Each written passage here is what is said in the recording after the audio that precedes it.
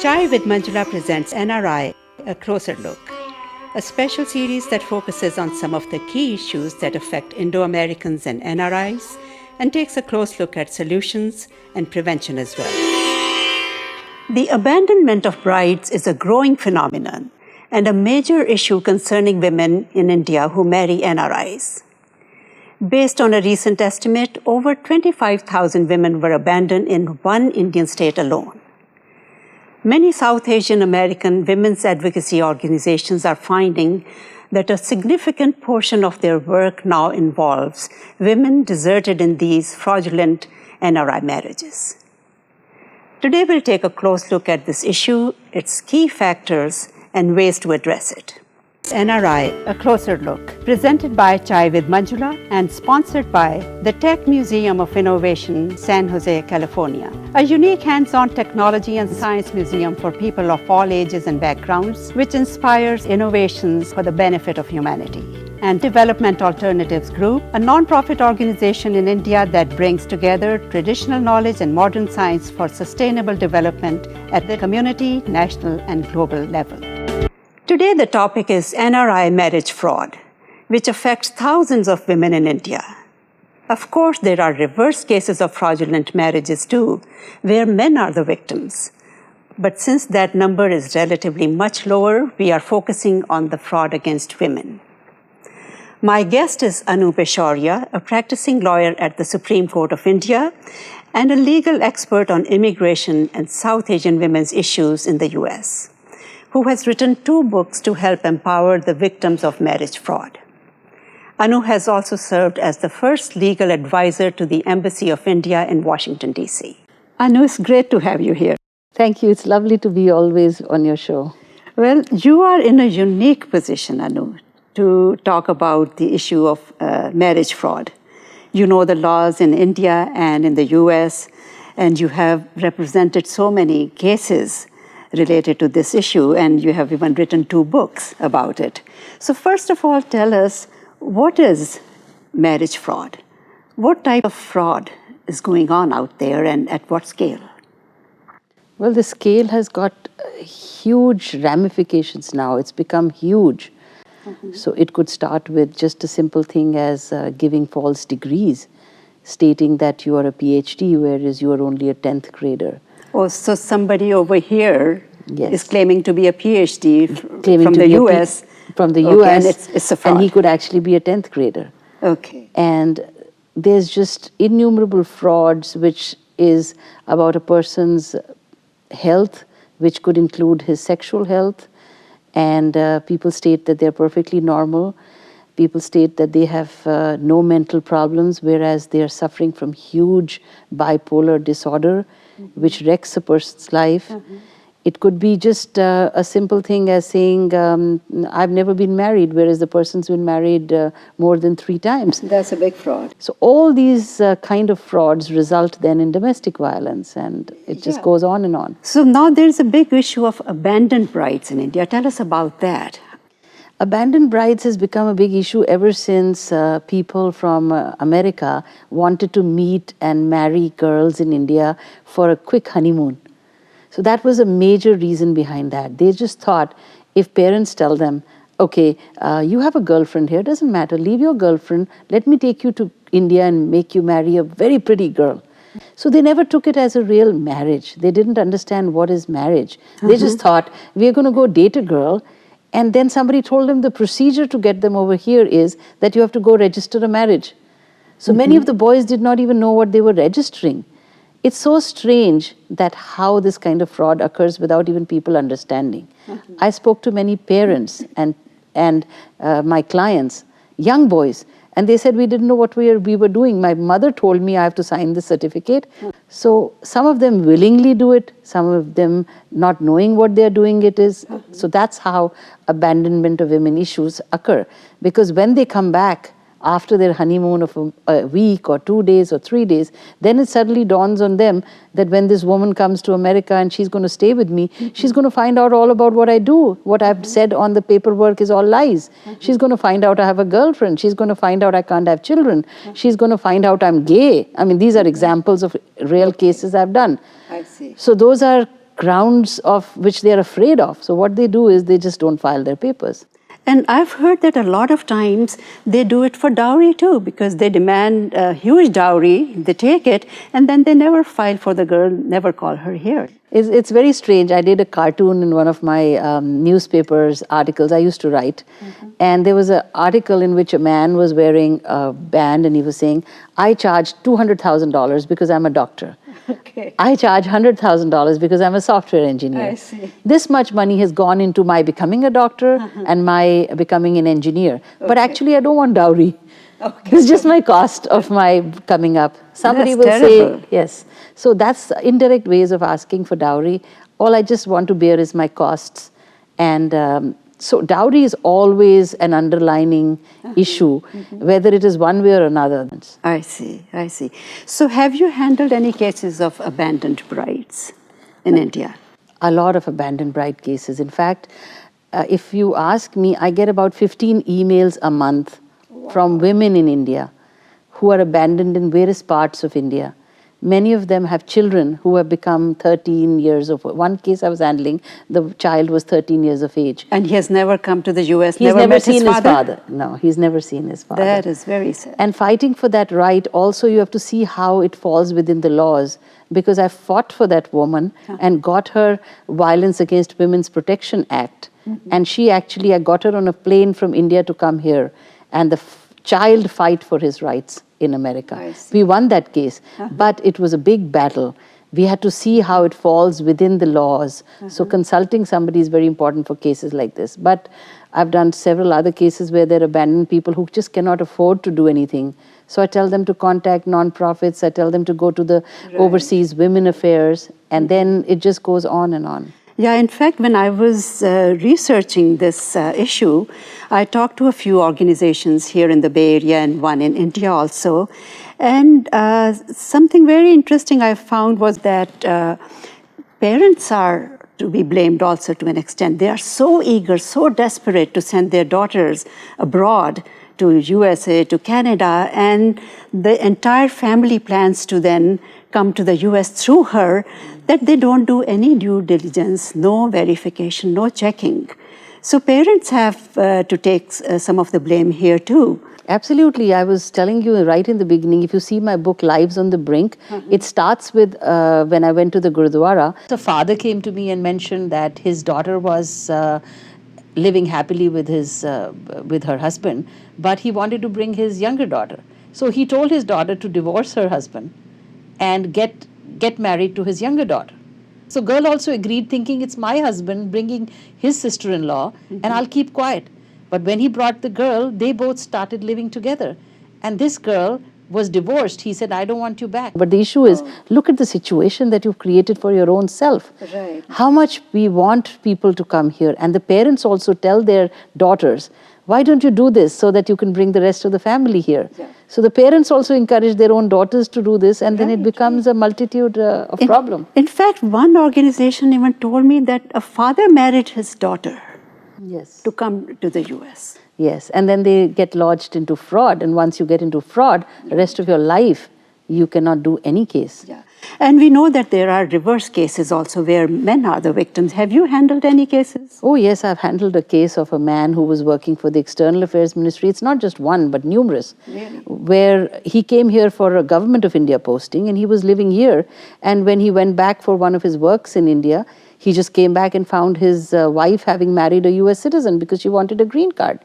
And he could not meet his child anymore. So we had to fight for a case of his child for custody. And that's the story is in my book, The Immigrant's Dream. And sometimes I've heard that even the visa delays are mislabeled as frauds.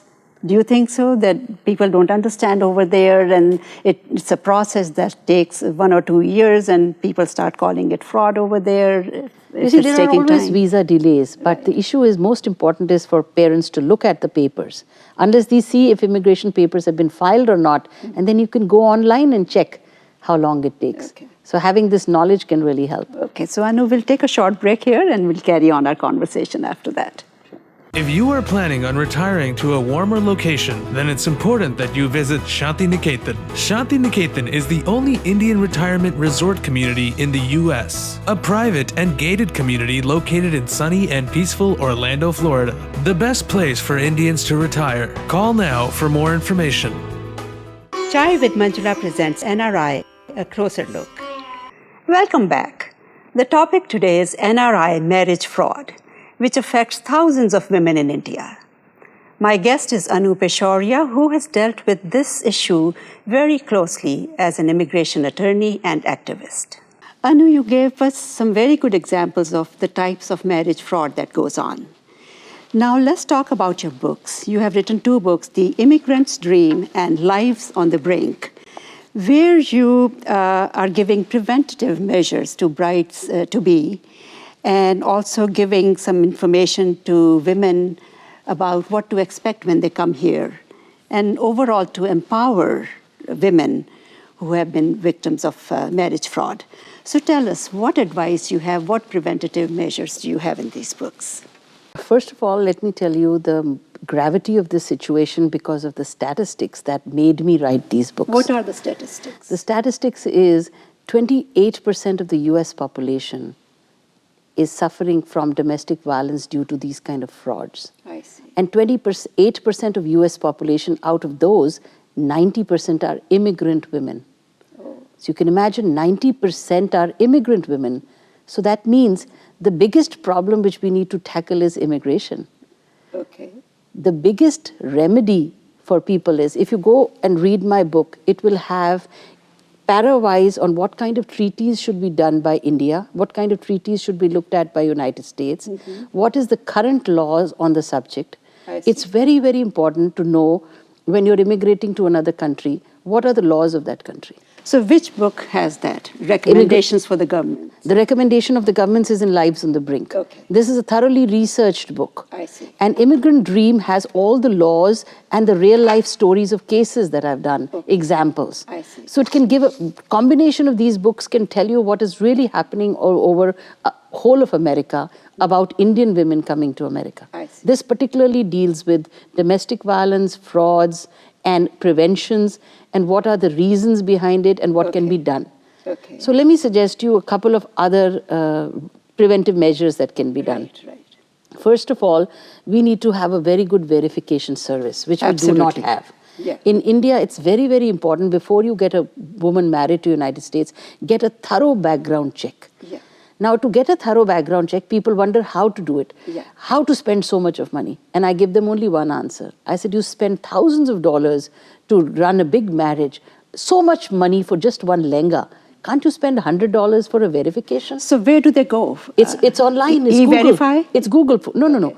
Don't go to just E-Verify. Go to Google and search. Oh, you will get so many people who are doing verifications in the United States. Okay. There is a way you can do social security verification. Okay. There is a way you can do matrimonial verification. You can find out if he has girls, boyfriends, girlfriends, what is his status. You can actually contact social groups in that area, temples, gurudwaras, to find out how is he as a human being when he interacts with humans. And these are all the suggestions in my book. All the suggestions all are here. How to go about it. In fact, I conducted a seminar for all non-profit organizations in United States, which are covering these topics on how to do these things. And I did a workshop on that. I see. And I did a workshop in international marriages in India way back in 2003. It was in Delhi, and there was a queue of women standing outside wanting to know what to do. So if you go through just one book, it's available on Amazon or on my website, anuattorney.com, you can get it. That will give you an insight totally on a research subject like this, which will give you preventative measures. Now, besides these preventative measures, there are some more which can be done. I suggested to the government is to do prenuptial workshops in India. Before marriage, if you're going to America, you should know what are the marriage laws in America. Because this is not like Indian laws. Indian laws means Section 498A of the Indian Penal Code, you lock a person behind bars because he was mentally cruel to you. Do they realize there is no 498A in America? In India, if you take dowry, there is a section 406 of the Indian Penal Code, a person can go behind bars. Okay. In United States, there is no section 406. Right, you have to go to the crime against women cell in India to register a complaint. There is no such thing in America. So both the countries have to collaborate. Have to collaborate. And that is one of my biggest desires till today, which has been unfulfilled. And that is, United States and India do not talk to each other. There are some remedies that can be done. Okay, so This is one biggest preventative issue, is that the dialogue between US and India has to be done properly. There are treaties to be signed. So that's why I'm recommending treaties to be signed. That's why I think it's really, really important, because the marriage that is done in United States is recognized in India, whereas the marriage that is done in India can be divorced here and is not recognized in India. the ex parte divorces. Yes, that's exactly. So that, yeah. That's what I was telling you about. Come to United States and get this ex parte divorce. Oh. So it's a very complicated Okay, matter. yeah, not too many people know that. Not too many people know that you can divorce in United States by just coming here for a month. That's why the biggest fraud is happening. Because what people do is in India is, if they want a divorce, and it's very complicated to get a divorce, so what they do is come to United States. And within a month, they go to Las Vegas or they go to Reno, and they get a walk-through divorce. Just like so a so walk-through, easy. marriage. So easy. So Right, what right. Indian government did to curb this, they said, okay, so unless you register in India, we do not recognize US divorces. That's not the way to do it. Okay, so your strong recommendation is that both the governments Should work talk together. to each other. Yeah. Should talk to each other. How to sign the treaties? What are the treaties? We have the Hague Convention. We have the marriage laws. We have numerous treaties which I've mentioned in my book. Look at those and then make decisions so that we don't have this kind of problem. That's why the other part of my book says bridging the chasm between India and United States. Because we have a whole embassy in Washington, D.C. We have so many consulates which are trying to work on this issue. But we need some person who has compassion to sit down and look at these laws and try and see that both the countries have a meeting point so that these kind of fiascos don't happen again and again. Okay, also, Anu, when I was researching the subject, I went to the website of the Indian consulate here in San Francisco, and on one of their pages about domestic violence and abuse, there were 3 resources given, and your organization, Seva Legal Aid, was one of them, besides Narika and Maitri. So tell us real quick about the work that you are doing through Seva Legal Aid in this area. You see, Seva Legal Aid is nothing else than educating the community. I see. What we have taken on, because there are lots of organizations which are already giving counseling advices, doing things. So I'm taking care of the legal issues. So how do you do that? How do I do that is when people call me, I give them advice free of cost. Many a time they come to the workshops free of cost. Those workshops are very costly when we, like my next workshop is coming up on 11th of July in Seattle. I'm doing one on business immigration. So I keep doing different workshops. I write these books. I come to shows like yours. It all takes time and effort to come and do these things without being, because I don't go to the community and take any money. All I do is just try to educate the community. I've researched these books. Now it is up to the government to take the next step. Okay. So what is your message for our audience? Because not necessarily, all the people are affected by this, but the awareness can help. They can caution their families and friends in India about this kind of fraud. So what message do you want to give to our audience? So let me tell you, for this cause that you have marriage fraud, I have 3 important takeaways. Okay. And that's why I wrote them down. The most important takeaway is do a complete background check. If you don't do a complete background check of a woman or a man, you might not get what you're looking for. That's one of the major things. The other one is check the marriage laws of the country you're immigrating to. It could be UK, it could be somewhere else, Australia. But please check the marriage laws because it could be totally opposite yours. And you don't know what you're getting into. Tomorrow you might have children from those marriages. And then there'll be international custody disputes. How will you handle that? So all those you should know by doing these prenuptial workshops in India. They're very important. I did a couple of them in India at my cost.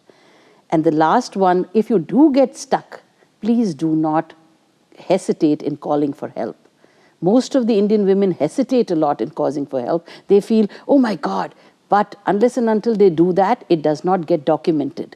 Tomorrow, anything goes wrong, In United States, they are going to look for documentation. Did you call the police? Did you make a report? If you do not do that, tomorrow there is no way you can be saved. So these are three major issues. Call for help, see that your verification is done, and the last, check the marriage laws of the country before you go. Great advice, Anu. Thank you so much for coming and for your time. Lovely talking to you. That was Anu Peshawaria, who gave us some critical insights and advice on the issue of marriage fraud by NRIs. Anu Peshawaria can be reached at info@anuattorney.com. Also, there are organizations such as Maitri and Narika in the Bay Area that can be of help as well. Their information is shared in 2 of our earlier episodes about domestic violence and abuse. You can find those shows online at chaivithmanjula.org or on YouTube.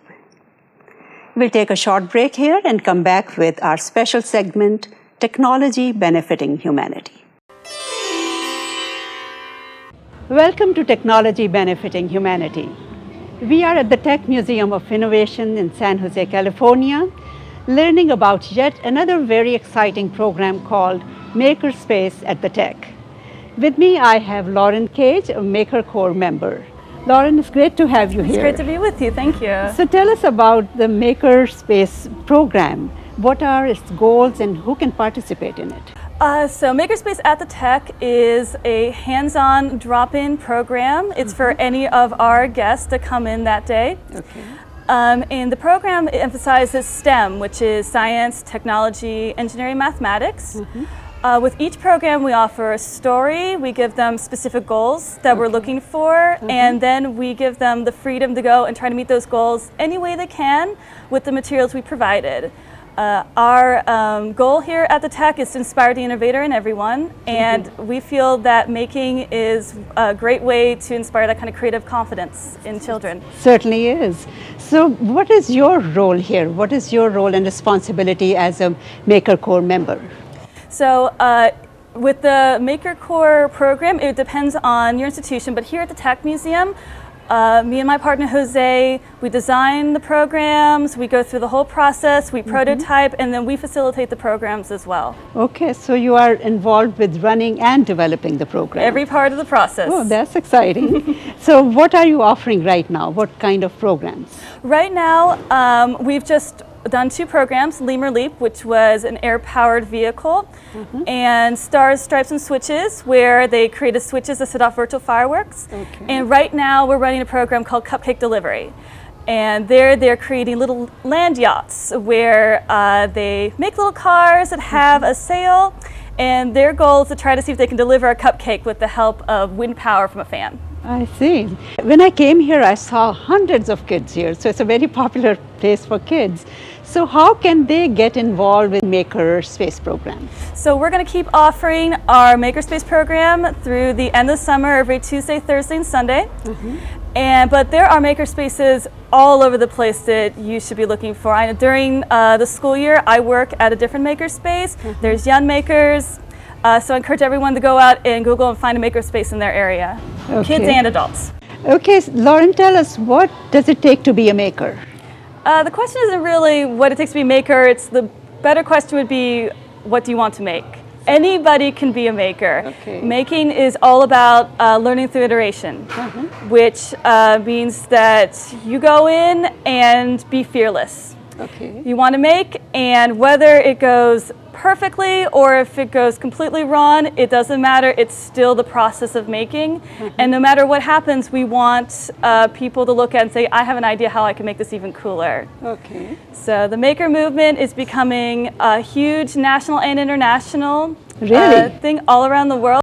And in fact, President Obama named June 18th the National Day of Making. Wonderful, that sounds great. And I also heard about the Maker Education Initiative. You want to tell us about that? So the Maker Education Initiative is who the Tech is partnering with to make Makerspace happening. They're bringing Makerspaces to libraries, museums, and other educational institutions all around the country this summer. Okay, great. So do you have any message for our viewers?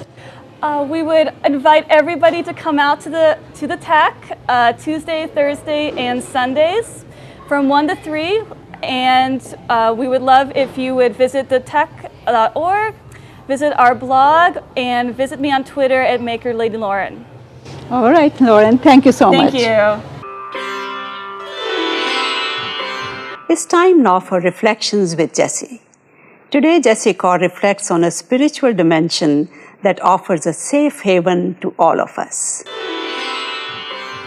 Welcome to Reflections with Jessie. There comes a point in life when we're exhausted by the rough and tumble of the daily grind. We're overwhelmed by the vastness of tasks on our plate and the unending responsibilities we face. Work, personal life, health, relationships all have their challenges, and it all seems insurmountable.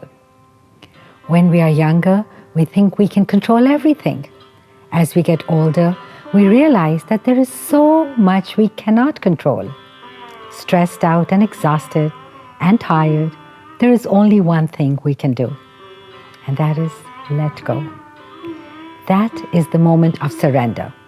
It is that instant when a prayer rises from the depth of our being to a higher power to take over.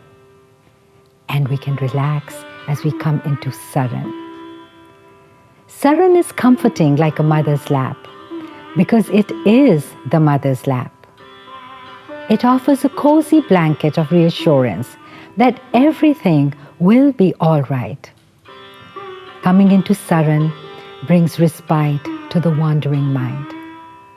Bhai Gurdas, a sage that lived during the times of the Sikh Gurus, said that if we take one step towards surrendering, the supremely benevolent Creator will take 1,000,000 to embrace us. In Bhagavad Gita, Lord Krishna holds Sarangati, coming into Saran or surrender, as being the essence of a spiritual life, far above all religiosity. In the Christian tradition, surrender is referred to as the emptying of the self and the acceptance of the divine will. We're often told that Islam means peace, but one of the lesser known meanings of the word Islam is also surrender to the divine will. But here is the paradox.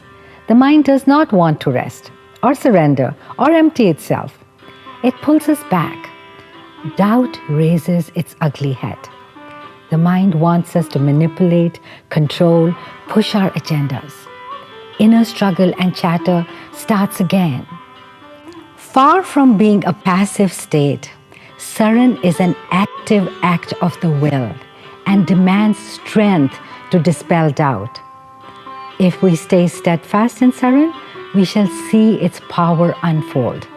It'll enable us to be in that space where there is no past or future, no worry, anxiety, or agonizing over anything, just ease and grace, and an assurance that everything will work out just fine.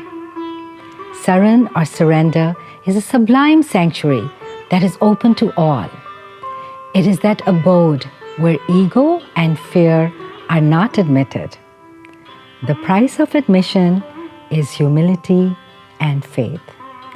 Thank you for listening.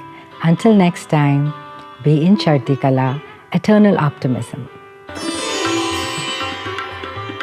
That's all for today. Thank you so much for joining us. For Chai with Manjula, I'm Manjula Gupta. I'll see you again after 2 weeks. Watch this show again at chaiwithmanjula.org or on YouTube.